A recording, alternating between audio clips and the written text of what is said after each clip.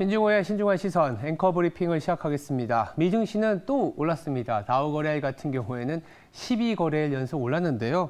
아무래도 FOMC에 대한 부담감은 없고 사실 조금 있긴 하지만 실적이 워낙 좋게 나오기 때문에 그 실적 모멘텀으로 시장이 계속적인 상승 강세를 보이고 있습니다. 주요 지표를 보면서 말씀을 좀 드려보도록 하겠습니다. 첫 번째 차트는 이 S&P와 이 검은색으로 잘 안 나오시겠지만 이 검은색이 뭐냐면 S&P에 대한 이 월가의 목표가 평균치입니다. 보시면 올해 같은 경우에는 이 월가보다 굉장히 높은 주식 상승률을 보였습니다. 월가의 항복이란 이런 얘기도 나오는데요. 얼마 전에 그 주 초반에 마이클 윌슨이라는 이제 모건 스탠리 비관론자가 드디어 우리가 틀렸다라는 얘기도 나왔습니다. 골드만삭스, BOA 더불어서 CT까지 이렇게 시장이 연초반에는 사실은 경기 침체에 빠질 거라는 우려 때문에 굉장히 두려워했었지 않습니까? 근데 어느새 S&P 우리나라 같은 경우도 2,600까지 올라온 상황이라는 점을 감안해 보면 월가의 항복이 나오고 있다. 다만 아직 비관론자, 최후의 비관론자가 남아있기 때문에 이 최후의 비관론자가 꺾을 때까지, 즉 이제 시장이 더 올라간다는 얘기가 나올 때까지는 더 갈 수 있다. 사실 역발상 지표로도 많이들 얘기하거든요. 근데 이제 JP모건 같은 경우에는 여전히 공격적인 금리 인상과 소비자들의 지출이 좀 줄어들 수 있기 때문에 시장이 아직은 불안하다라는 얘기를 아직 하고 있는 상황이에요. 그래서 최후의 비관론자가 언제 꺾을지 이 부분이 또 월가의 관심이기도 합니다. 아직은 아니지 않겠냐라는 생각들이 강한 것 같습니다. 두 번째 차트를 보면 이 시장이 더 올라갈 수 있다는 거에 대한 어떤 하나의 모멘텀도 여기서 볼 수 있어요. 이 달러화에 대한 숏배팅입니다. 많이 이제 뭐랄까요, 위로 올라갈수록 달러화가 강세로 갈 것이다라는 쪽, 그리고 포지션을 더 이제 매수로 갖고 가는 거고요. 내려갈수록 이제 파는 거, 그러니까 숏배팅이라는 거죠. 숏배팅. 근데 보시면 달러화에 대한 숏배팅이 2017년 그리고 2020년 그때만큼 내려와 있습니다. 당장 이만큼 내려왔다는 점에서는 단기적으로는 변곡점이 생길 수도 있어요. 왜?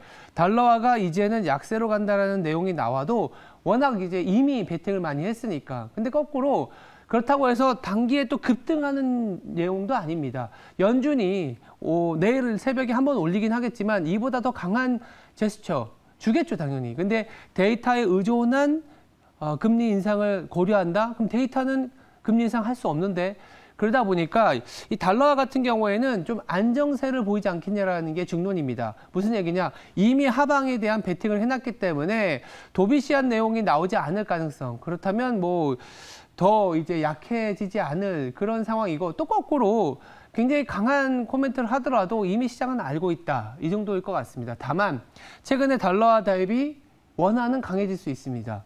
바로 중국 때문인데, 중국이 중앙정치국 회의를 예정된 시간보다 또 빠르게 갖고 왔어요. 그러다 보니까 원화가 간밤에도 미국 NDF 시장에서 조금 더 강해졌는데, 우리 시장에서는 그러다 보니까 수급적으로도 외국인들이 좀 살 수 있는 가능성이 높아졌습니다. 그렇다면 외국인들이 살 수 있는 가능성이 높아졌을 때 어디에 좀 주목을 할 것 같냐?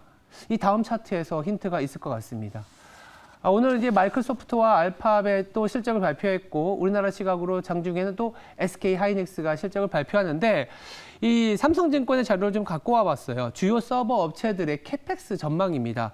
연초 1월, 2월까지만 하더라도 캐펙스를 좀 줄여야 된다라는 얘기들이 나오다가 바로 AI와 관련된 모멘텀이 생기면서 특히 엔비디아가 실적을 발표하면서 전체적인 분위기는 다시 서버 업체들의 캐펙스가 늘어나고 있습니다. 당연하게도 이제 클라우드, 특히 AI와 관련된 투자를 더 확대할 것이다라는 쪽인데요. 마이크로소프트와 알파벳, 구글의 실적에서도 보시면 클라우드 쪽 AI와 관련된 시장 컨센서스보다 더 높은 실적을 보여주면서, 실적이 높게 나오면 당연히 기업 입장에서는 캐펙스를 늘릴 수밖에 없습니다. 그럼 캐펙스가 늘어난다? 바로 이 점에 우리나라 외국인들에 대한 투자 매력도가 높아지지 않겠냐.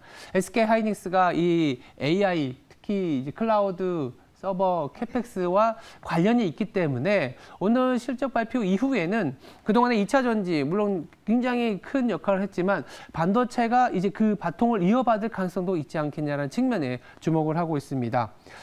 간밤에 또 반도체 업체 지수가 좋았거든요. NXP라는 반도체가 자동차 칩 공급 업체의 역할을 하는데 가이던스를 좋게 줬어요. 그래서 지금 당장 우리가 좀 주목을 해봐야 되는 거는 업종 확산이고 그 업종 확산이 어디로 이어질 것이냐. 아마 반도체, HBM, 클라우드 이런 쪽으로 중소형주도 그렇고요. 좀 매기가 확산되지 않겠냐. 이렇게 좀 정리를 해드리겠습니다. 네, 오늘의 브리핑을 정리해 보겠습니다. 월가에서도 점점점 비관론이 사라지고 있다. 달러 약세 베팅이 좀 심해지긴 했지만 중국의 역할로 인해서 원화나 위안화가 그래도 달러 대비 강세로 가질 가능성이 높고 외국인들의 매수가 들어온다면 최근에 외국인들이 반도체에 집중하는 이유가 이렇게 캐펙스가 늘어나고 있는 그런 모멘텀이 부각이 될 것이다. 이렇게 정리를 해드리겠습니다. 지금까지 신중한 시선이었습니다. 오늘 하루도 성투하시기 바랍니다. 감사합니다.